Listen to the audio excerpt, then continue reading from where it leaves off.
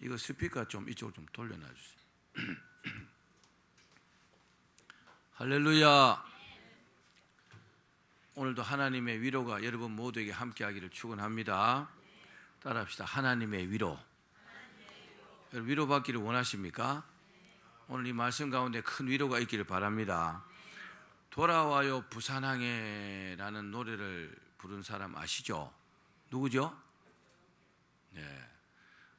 제 세대는 거의 다 아실 겁니다. 남진 나훈아가 최고인 것 같아도 실제로 가창력이나 이런 것은 나훈아 못지않게 아마 조용필이라는 그 사람이 최고였던 것 같아요. 근데 이 조용필은 돌아와요 부산항에 그 노래 한 곡으로 아마 최고의 히트를 했고 또 최고의 가수의 길로 접어든 것 같아요. 근데 조용필 씨가 엄청나게 인기를 누릴 때에 어느 시골 요양병원에서 조용필 씨 매니저에게 전화가 왔대요. 뭐라고 전화가 왔냐 하면은 그 병원에 입원 중인 14살짜리 여자의 지체장애아가 하나 있는데 이 아이가 조용필의 그 비련이라는, 저는 비련의 노래 어떻게 부르는지 모르겠습니다만 그 비련이라는 노래를 이렇게 듣더니 8년 만에 처음으로 감정의 어떤 눈물을 흘리면서 감정 표현을 했다는 거죠. 아무런 내가 변화가 없었는데. 그래서 조용필에게 병원에 와가지고 이 비련을 좀 불러주든지 그게 어려우면 와가지고 얼굴이라도 보여주면 그 아이의 부모가 돈은 달라는 대로 주겠다 이렇게 요청이 왔대요. 그 당시 조용필이 한번 어디 캬바레나 어디 가서 노래를 부르면 요즘 돈으로 한 곡 부르는데 3천만 원 내지 4천만 원 이렇게 받았대요. 많이 받죠? 목사는 어디 가서 설교해도 조금밖에 안 주던데 가수는 뭐 맨날 똑같은 노래 부르면 많이 주는가 봐요. 이 이야기를 조용필에게 했더니 담배를 딱 피우고 있다가 바로 담뱃불을 탁 끄면서 갑시다. 바로 차를 타고 이렇게 출발했다고 합니다. 그날 행사가 4개가 있었다고 합니다. 4개 있었기 때문에 이 행사를 모두 취소하면 억대 위약금을 물어줘야 되는데 그것도 감수하고 이제 그 시골병원으로 달려갔습니다. 그런데 병원에 가자마자 그 어린 소녀, 14살짜리 소녀를 이렇게 만났는데 그 여자아이가 멍하니 조용필만 이렇게 쳐다보고 있더래요. 그런데 조용필이 가가지고 그 여자의 손을 딱 잡고 이제 비련을 딱 부르기 시작하니까 기적이 일어났습니다. 어떻게 기적이 일어났나? 이 여자아이가 막 펑펑 막 울기 시작했고 소녀의 부모들도 다 따라서 울었다고 합니다. 그래서 조용필이가 그 여자아이를 이렇게 탁 꼭 껴안아주고 빨리 병이 나아서 태어나길 바란다 그렇게 축복해주고 자기 그 비련 CD를 자기 사인해가지고 이렇게 딱 주고 이제 가려고 차에 탁 올랐다고 합니다. 그러니까 그 아이 엄마가 막 따라오면서 저기요 돈은 어디로 얼마나 보내주면 됩니까? 왜요? 돈 주기로 했잖아요, 그죠? 물어봤대요. 그러니까 조용필이 하는 말이 아닙니다. 오늘 따님이 흘린 그 눈물이 제가 평생 지금까지 벌었던 돈 또 앞으로 벌게 될 그 돈보다 더 가치가 있습니다. 제가 도리어 감사합니다. 그러더래요. 그렇습니다. 사람은요 누구나 위로받기를 원합니다. 여러분 사람에게도 위로받으시고 하나님께도 위로받기를 바랍니다. 또 때로는 이 위로가요 사람에게 굉장히 큰 힘이 되기도 합니다. 위로가 뭐 말로 하는 위로도 있고 여러 가지 있겠지만 그죠? 그 어떤 물질적인 위로가 아니라 할지라도 굉장히 힘이 됩니다. 또 그러나 우리가 진정한 위로는요 하나님의 위로입니다. 하나님의 위로를 오늘 받기를 바랍니다. 하나님의 위로 그 안에는요 굉장한 축복들이 담겨 있습니다. 여러분 오늘 말씀을 통해서 하나님의 큰 위로에 복기를 바랍니다. 본문은 하나님께서 모세의 뒤를 이은 그 여호수아가 이제 큰 중책을 맡았잖아요. 그러니까 굉장히 두려워할 때에 하나님께서 위로하시는 장면입니다. 여호수아는 이 위로를 받고 난 뒤에 가나안 그 정복 전쟁을요 완벽하게 승리할 수 있었다는 겁니다. 여러분 우리가 무슨 일을 할 때, 여러분들이 어떤 일을 할 때요 두렵잖아요, 그죠? 어떤 일을 하려고 할 때 두려운 마음을 가지고 시작하면 반드시 실패합니다. 정말 그렇습니다. 그런데 하나님의 위로를 받든지 우리가 힘을 내갖고 할 수 있다는 그런 마음이 딱 들었잖아요. 그죠? 그럼요, 반드시 성공합니다. 기억하십시오. 그리고 안 된다 하시면 진짜 안 됩니다. 그러나 된다 이렇게 말하고 또 믿고 그런 당당한 자세로 나가면요, 반드시 되게 되어 있습니다. 위로의 내용이 뭡니까? 하나님께서 내가 너와 이스라엘 백성들에게 엄청난 가나안 땅을 주겠다는 겁니다. 할렐루야.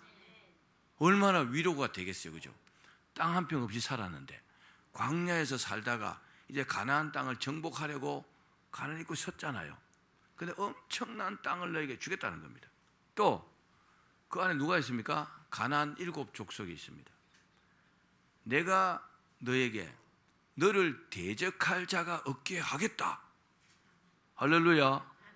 얼마나 위로가 될까요?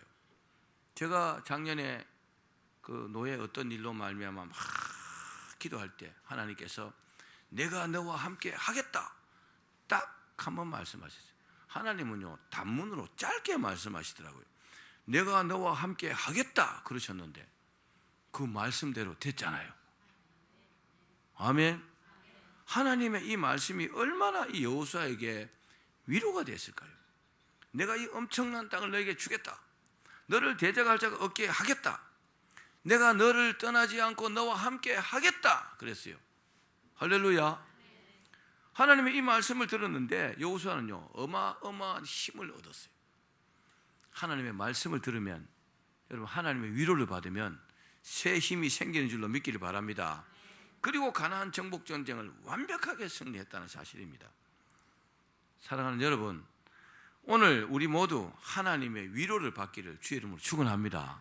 하나님의 위로를 받으면 힘도 생기고 능력도 생기고 돈도 생기고 믿음도 생기고 건강도 생기고 없던 것이 생기는 줄로 믿습니다. 자, 그러면 하나님의 위로 안에 어떤 축복들이 있을까요? 몇 가지로 말씀드릴게요. 한번 따라합시다. 하나님의 격려가 담겨 있다. 하나님의 위로 안에는요, 하나님의 격려가 담겨 있어요. 자, 1장 5절 말씀 우리 같이 읽겠습니다. 시작. 내 평생에 너를 능히 대적할 자가 없으리니 내가 모세와 함께 있었던 같이 너와 함께 있을 것임이니라. 내가 너를 떠나지 아니하며 버리지 아니하리니. 격려란 말이 여러분 무슨 말입니까? 격려는 용기나 의욕이 솟아나도록 북돋워 준다. 이게 격려입니다. 사람은요, 누구나 강해지기를 원합니다. 실제로 어떤 일을 할 때 강한 사람은요, 이 일을 할 수 있어요. 근데 약하면 못 하잖아요. 그죠? 강해지기를 원합니다. 또 강해져야 이길 수 있어요. 여러분, 믿음으로 강해지기를 바랍니다. 몸도 강해지고 마음도 강해지고. 강해지는 방법은 여러 가지가 있겠죠. 그런데 신기하게도 충분히 격려받으면 강해집니다. 격려가요, 사람을 강하게 만드는 사실입니다. 지금 여호수아가 싸워야 될 상대가 누굽니까? 엄청나게 강한 가나안 7 족속들입니다. 무려 25명의 왕이 있어요. 굉장한 숫자와 또 힘들이 있는 전쟁을 잘하는 그런 민족들입니다. 그런데 이들과 싸우기 전에 하나님의 격려를 지금 여호수아가 받고 있다는 겁니다. 이스라엘 백성들은 광야에서 살다 나왔기 때문에 전쟁을 할 줄 몰라요. 무려 40년 동안 살았기 때문에 이 가나안 족속들과는 영 다릅니다. 어떻게 보면 많이 약합니다. 그런데 하나님의 이 격려가요, 이들을 굉장히 강하게 만들었다는 겁니다. 여러분, 우리가요, 다른 사람에게 돈은 못 주더라도 격려할 수 있잖아요. 격려는요, 윗사람이 거의 아랫사람에게 하는 것이지만, 그죠? 근데 하나님의 위로를 받으면 이 안에 격려가 있다는 겁니다. 사람을 위로하시기 바랍니다. 또 격려해 줄 수 있으면 얼마나 좋아요. 아이들 잘하면 잘했다 칭찬해 주는 거, 이 격려하는 거잖아요. 그런데 100점 안 맞고 99점 받아왔어요. 야, 이놈의 새끼야, 너는 뭐 어쩌다가 100점 한 개 틀리고 왔어.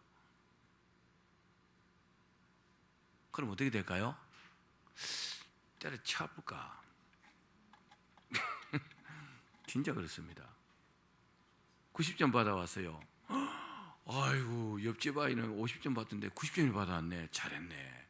다음에 더 잘할 수 있도록 넌 더 잘할 수 있어. 이렇게 격려가 되잖아요. 그죠? 할렐루야.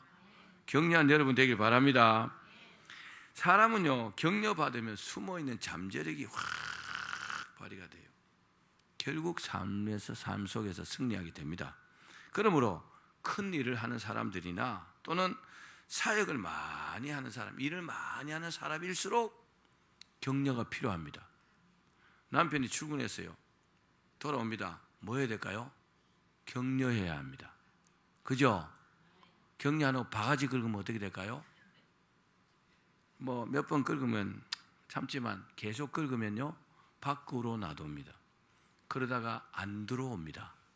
사실입니다. 격려해야 합니다. 남자는요, 남편은 아내에게 격려받기를 원하고 아내는 남편에게 사랑받기를 원합니다. 이게요, 잘 살 수 있는 비결입니다. 좀 못해도 당신은 잘할 수 있어. 잘할 수 있어. 잘할 거야. 곧 잘 될 거야. 이렇게 해줘야 합니다. 그 반대로 말하면 안 됩니다. 반대로 말하면 집안 망합니다. 그렇습니다. 이런 면을 보면 우리는 격려하며 살아야 되지만 또 격려받으면서 살아야 될 존재입니다. 격려받으면서 합시다. 그럼 없던 힘이 막 생긴단 말입니다. 사랑하는 여러분, 가정과 또 일터에서 또 교회 안에서도 또 서로 많이 격려하시기 바랍니다. 오늘 우리 최창준 집사님 이렇게 기도하셨잖아요. 그러면 오늘 기도에 큰 은혜 받았습니다. 그럼 큰 위로가 될 거 아닙니까? 그렇겠죠? 근데 아무 말도 안 하면 오늘 기도를 잘못했나? 이렇게 그렇게 생각됩니다. 뭐 그렇게 생각 안 할 수도 있겠지만, 근데요, 격려해주고 위로해주는 게요, 사람을요 더 좋게 생각합니다. 격려하면서 합시다. 신명기 20장 3절에서 4절 말씀 봅시다. 시작. 말하여 이르시기를 이스라엘아 들으라. 너희가 오늘 너희의 대적과 싸우려고 나와 왔으니 마음에 겁내지 말며 두려워하지 말며 떨지 말며 그들로 말미암아 놀라지 말라. 너희 하나님 여호와는 너희와 함께 행하시며 너희를 위하여 너희 적군과 싸우시고 구원하실 것이라 할 것이며. 하나님께서 제사장에게 전쟁에 나가는 이스라엘 백성들을 크게 격려하라고 말씀하시잖아요. 우리가요, 하나님의 위로를 받지만 위로를 받고 격려를 받고 나면 다른 사람도 그렇게 할 줄 알아야 합니다. 그 사람이 지도자요. 지도자는 뭐가 다르냐? 그릇의 크기가 다릅니다. 생각의 폭이 넓습니다. 생각의 깊이도 깊습니다. 그 사람이요, 다른 사람을 위로하고 격려할 줄 안다는 겁니다. 아멘. 근데 쫄병들은 안 그래요. 쫄병들은 절대로 위로하고 격려하지 않습니다. 이 사람은 절대로 큰 인물이 되지 않습니다. 이 사람의 크기가 뭐냐? 얼마나 다른 사람을 많이 위로하고 격려하느냐, 거기에 달려 있습니다. 여러분이 바로 그 사람 되기를 바랍니다. 그렇습니다. 우리가 어떤 일을 함에 있어서 반드시 하나님의 큰 위로를 받아야 합니다. 그 격려를 받아야 합니다. 그 격려가 우리 삶 속에 큰 축복이 된다는 것을 믿기를 바랍니다. 자, 두 번째는 따라합시다. 하나님의 말씀이 가장 중요하다. 우리가 살아가면서 가장 소중한 것이 뭐예요? 하나님의 말씀입니다. 자, 하나님께서 그 위로가 그 삶 속에서 이루어질 수 있는 처방을 딱 내립니다. 그게 뭡니까? 이 율법책을 내 입에서 떠나지 말게 해라. 이렇게 하면 된다. 어떻게 해요? 율법책이 입에서 떠나지 않으면 되고 주야로도 그것을 묵상하여 그 안에 기록된 대로 다 지켜 행하라. 그리하면 내 길이 평탄하게 될 것이고 내가 형통하게 된다. 이게 뭡니까? 하나님의 처방입니다. 그러니까 이것을 한마디로 한다면 뭡니까? 하나님의 말씀에 순종하라는 거잖아요. 따라합시다. 하나님의 말씀이 가장 중요하다. 그렇습니다. 하나님의 말씀이 제일 중요해요. 왜요? 하나님의 말씀은 진리거든요. 진리는 변치 않습니다. 사람의 말은 변합니다. 세상도 변합니다. 다 변하지만 변치 않는 것이 하나님의 말씀입니다. 자, 그렇기 때문에 올바른 믿음이다. 내가 올바른 믿음인가 아닌가를요, 점검해 볼 수 있습니다. 어떻게 해요? 말씀에 딱 비춰가고 내가 잘 순종하면 내 믿음은 올바른 믿음이요. 근데 하나님 말씀을 자꾸 거역하면 내 믿음은 잘못된 믿음인 거죠. 기준이 뭡니까? 하나님의 말씀입니다. 실제로 그렇게 한번 여러분들이 체크해 보시면 여러분들이 얼마나 좋은 믿음 가운데 살고 있는가를 자가 진단을 할 수가 있습니다. 여러분, 말씀이 입에서 떠나지 않고 주야로 묵상하는 사람은요, 또 시험과 환난에서도 늘 이겨냅니다. 항상 말씀이 여러분 입에 있기를 바랍니다. 말씀으로 꼭 이겨내기를 바랍니다. 수박씨 아시죠? 수박씨. 수박씨를 이제 수박으로 되려 하면 어떻게 해요? 땅을 파고 심잖아요. 그리고 어떻게 합니까? 흙을 덮어 놓죠. 그렇죠? 그리고 이거 물을 주고 이러면 싹이 올라오잖아요. 근데 그 수박씨가 싹이 나고 이렇게 땅을 밀고 올라오려면 자기 수박씨 무게에 20만 배나 더 큰 무게를 이렇게 밀고 올라온대요. 신기하죠? 우리는 뭐 싹이 올라오는가 보다 그렇게 생각할지 모르지만 이 수박씨의 그 신비한 힘을 설명하기 어렵습니다. 어떻게 20만 배나 더 큰 힘으로 이걸 밀고 올라올 수가 있겠냐는 거죠. 그렇습니다. 이처럼 하나님의 말씀이요, 씨앗이라고 할 수 있어요. 따라합시다. 말씀이 씨앗이다. 근데 이 하나님의 말씀이 수박씨와는 비교할 수 없는 엄청난 힘이 있다는 겁니다. 어떤 힘이 있을까요? 이 하나님의 말씀을 받고 믿으면 구원받잖아요. 왜 아멘을 안 하실까? 제 말 틀리면 안 하셔도 되는데 하나님의 말씀을 받고 믿으면 구원받잖아요. 주 예수를 믿으라 그리하면 너와 내 집이 구원을 얻으리라. 예수 그리스도를 영접하면 구원받는다. 그렇죠? 엄청난 힘이 있잖아요. 그 안에. 또 이 말씀을 믿으면요, 마귀의 유혹을 이길 수 있어요. 마귀가요, 아무리 속살거리고 유혹하고 미혹해도 하나님의 말씀 앞에 딱 있으면, 중심 잡고 있으면 마귀가요, 결국 지고 우리를 떠나게 됩니다. 대단한 힘이잖아요. 그죠?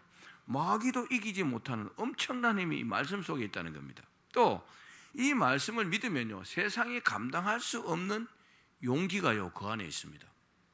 아멘. 이 말씀을 또 믿으면요, 엄청난 축복을 받습니다. 말씀에 여러분 어마어마한 힘이 있다는 것을 믿기를 바랍니다. 사랑하는 여러분, 그렇기 때문에 우리가 언제나 말씀을 가까이 하셔야 합니다. 지금도요, 말씀을 듣는 거잖아요. 그죠? 말씀을 읽을 수 있고 말씀을 들을 수 있고 말씀이 위대한 능력이 있습니다. 하나님께서 여호수아를 격려하시면서 주신 처방이 뭡니까? 너는 말씀을 가까이 해라. 따라합시다. 말씀을 가까이 해라. 이 말씀이 네 입에서 떠나지 말게 하고 율법식이 떠나지 말게 하고 항상 가까이 있으라. 항상 읽고 묵상하고 그 말씀대로 행하라는 거잖아요. 그죠? 따라합시다. 말씀이 최고다. 자, 그런데 우리가 때로는 믿음과 어떤 삶 있죠. 살아가는 모습이 참 혼란스러울 때가 있습니다. 무슨 말이냐? 여러분 잘 들어보십시오. 예를 들면 슈바이처 같은 사람. 슈바이처는 이분은 아주 정말 위대한 삶을 살았습니다. 누가 봐도요, 이렇게 정말 성자 같은 삶을 사는 사람이 드물 거예요. 슈바이처가 정말 존경받는 삶이었거든요. 그런데 저는 슈바이처 별로 존경하지 않습니다. 왜 존경하지 않느냐? 이 사람은 예수 그리스도의 그 십자가의 구원을 부정한 사람이에요. 믿지 않는 사람입니다. 예수 그리스도의 십자가의 구원성을 부정했단 말이에요. 그렇게 되지 않는다는 거죠. 그럼 살아가는 모습은 참 모범적이고, 그죠? 다른 사람에게 은혜 베풀고 이렇게 살았지만 불신자잖아요. 사실은 믿지 않는 사람이잖아요. 그러니까 만약에 말씀이 없다면 이 사람만큼 존경받는 사람도 별로 없을 거예요. 그런데 예수 그리스도의 십자가의 구원성을 부정하는 사람이 목사가 존경하기는 어렵잖아요. 그렇죠? 자, 그러나 말씀에 우리가 딱 비춰보면은 믿음은 믿음의 존경의 대상이 아니라는 사실을 알게 됩니다. 자, 우리가 이 말씀을 한번 읽어보고 제가 좀 더 말씀드릴게요. 신명기 13장 1절에서 3절입니다. 시작. 너희 중에 선지자나 꿈꾸는 자가 일어나서 이적과 기사를 내게 보이고 그가 내게 말한 그 기적과 이적과 기사가 이루어지고 너희가 알지 못하던 다른 신들을 우리가 따라 섬기자고 말할지라도 너는 그 선지자의 꿈꾸는 자의 말을 청종하지 말라. 이는 너희 하나님 여호와께서 너희가 마음을 다하고 뜻을 다하여 너희의 하나님 여호와를 사랑하는 여부를 알려하사 너희를 시험하심이니라. 그렇죠? 그렇잖아요. 우리를요, 삶이 아주 거룩한 것 같아도 사실은요, 거짓으로 그렇게 하는 사람이 많다는 거예요. 존경의 대상은 아니라는 거죠. 그렇기 때문에 우리는 언제나 여러분 말씀의 기준에서 사람을 판단하고 말씀의 기준으로 살아야 합니다. 하나님 말씀으로 볼 때 이 사람이 정말 옳은 사람, 이 사람은 옳은 사람이에요. 근데 행동은 다 옳은데 말씀의 기준에 비춰보면 엉터리다. 그 사람은 엉터리입니다. 하나님께서도 엉터리라 하겠죠, 그죠? 여러분, 이단 종교에 속한 사람들 중에서 겉모습 보면요, 정말 막 대단한 어떤 그런 삶을 사는 것 같은 사람도 있습니다. 그렇다고 우리가 존경할 수는 없잖아요, 그죠? 왜요? 하나님 말씀이 위배되니까. 여러분, 그런 기준으로 사셔야 합니다. 따라합시다. 말씀이 가장 중요하다. 하나님은 사람을 위로하실 때 그냥 말씀으로만 위로하신다 이렇게 생각하시면 안 됩니다. 말씀으로 위로하시면 그 안에요, 다 살아갈 수 있는 방식도, 살아갈 수 있는 모든 것도 함께 주시는 하나님이십니다. 실제로 광야의 로뎀나무 아래서 죽기를 갈구하던 그 엘리야를 하나님은요, 말씀으로 위로했어요. 어떻게 해요? 폭풍 가운데서도 말씀하지 않고 세미한 음성으로, 즉 말씀으로 엘리야를 다 위로하셨어요. 그렇게 하시고 뭐 했습니까? 먹을 걸 주시고 마실 걸 주셨잖아요. 그것을 먹고 마시고 힘을 얻어가지고 다시 호렙으로 그렇게 엘리야가 갔잖아요. 그러므로 여러분, 하나님의 말씀을 주야로 늘 묵상하기를 바랍니다. 그 말씀에 또 반드시 순종하셔야 합니다. 순종하시면 하나님께서 위로하시는 위로가 우리에게 충만하게 반드시 임할 줄로 믿습니다.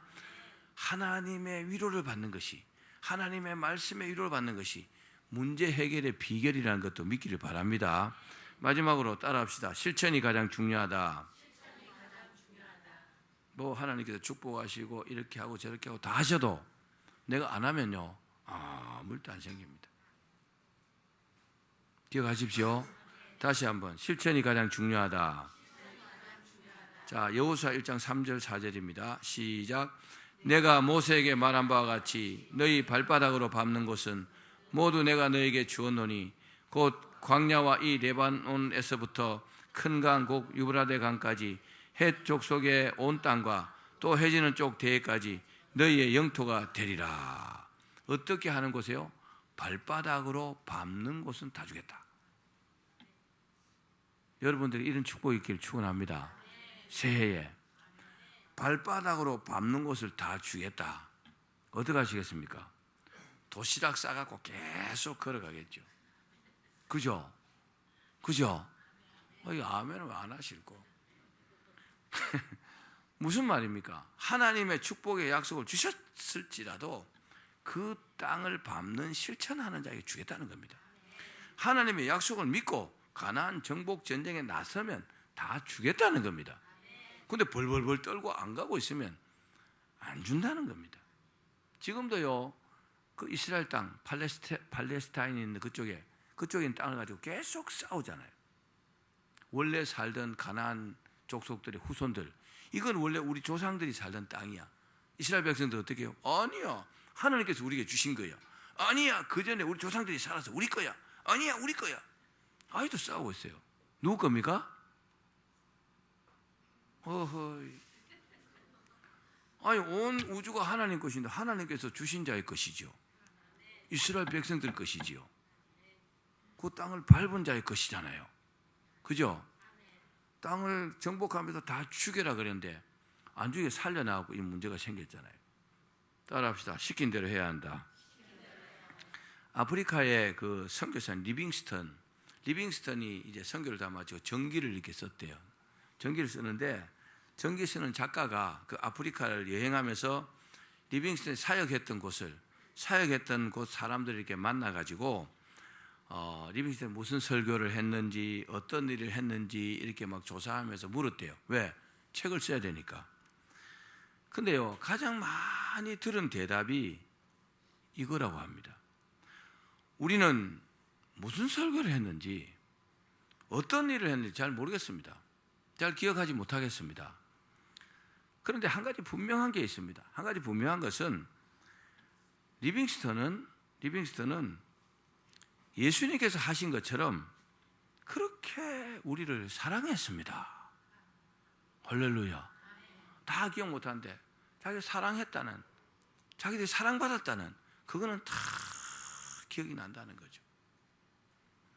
말씀을 맺겠습니다. 지금 우리에게 필요한 것은요, 대단한 결단입니다. 여러분 지금 새해잖아요, 그죠? 새해를 출발한 지 얼마 안 됐잖아요. 하나님의 위로를 받을 수 있도록 우리가요, 마음의 결단을 해야 합니다. 어떤 하나님의 말씀대로 실천하기 위해서 마음의 결단하는 것이 중요하단 말입니다. 아멘. 이건 매우 중요합니다. 우리가 알다시피 김유신 장군의 이야기를 아시잖아요. 김유신 장군이 술을 아마 좋아했던가 봐요. 맨날 기생집에 가서 술을 먹었대요. 그러다가 다 깨달은 바가 있어갖고 내가 다시는 이제 저 기생집에 가지 않으리라.